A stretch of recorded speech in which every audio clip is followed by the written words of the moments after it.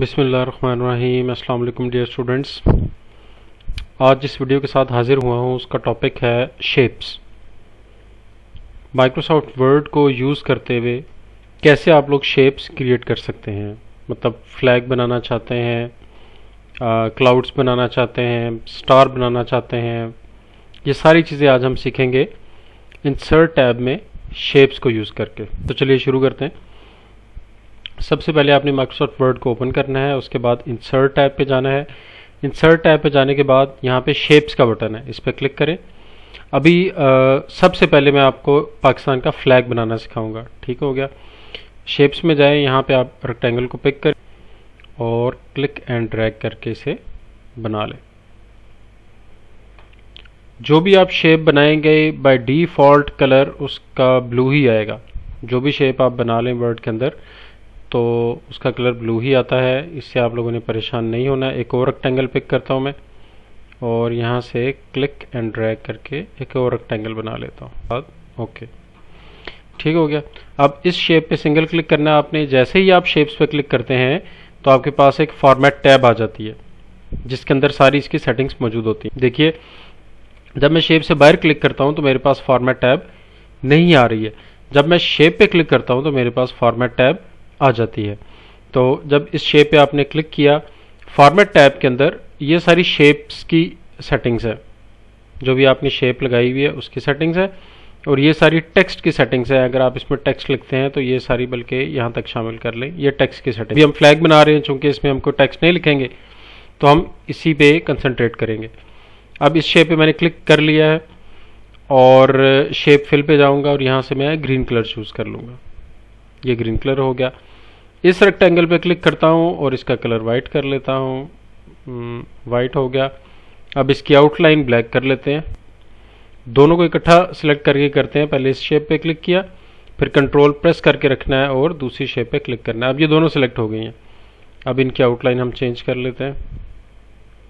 तो यहाँ से हम वेट चेंज कर सकते हैं और फिर इसका कलर भी चेंज कर सकते हैं। ये देखिए, अब इसमें क्या है कि मैं चांद और सितारा बनाना चाहता हूँ।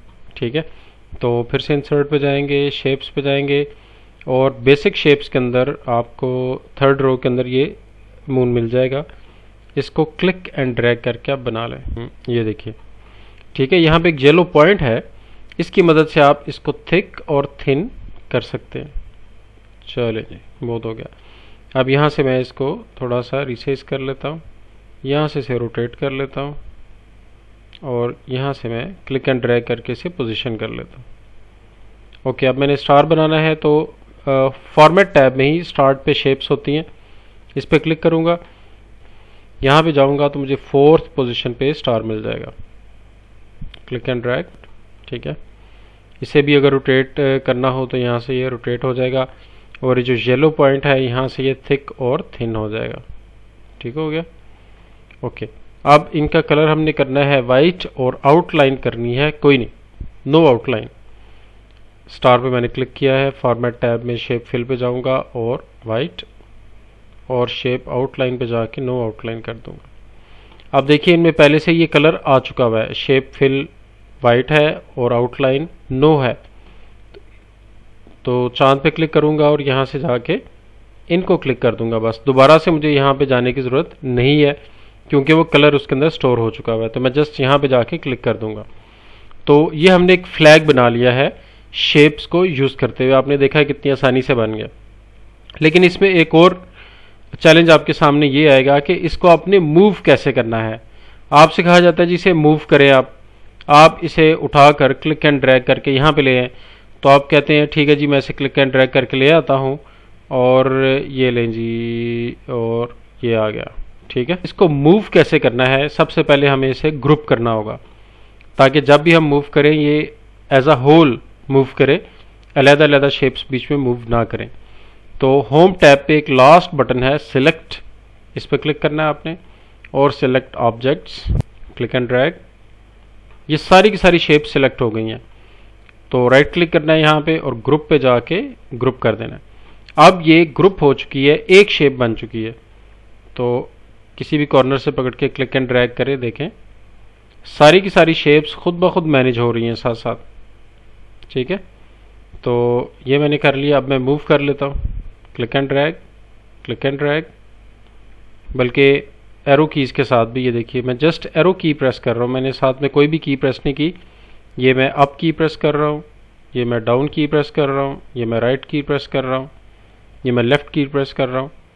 मतलब इसको बहुत ही आसान हो गया मूव करना। Okay, very good. तो इस तरीके को इस्तेमाल करते हुए आप लोग कोई भी शेप बना सकते हैं माइक्रोसॉफ्ट वर्ड के अंदर। तो अगर ये वीडियो आपको अच्छी लगी है, इसको लाइक कीजिए, शेयर कीजिए, कमेंट कीजिए, और अगर अभी तक आपने चैनल को सब्सक्राइब नहीं किया तो चैनल को भी सब्सक्राइब कीजिए, ताकि हर आने वाली वीडियो आपको मिलती रहे। वीडियो देखने का बहुत शुक्रिया। अल्लाह हाफिज़।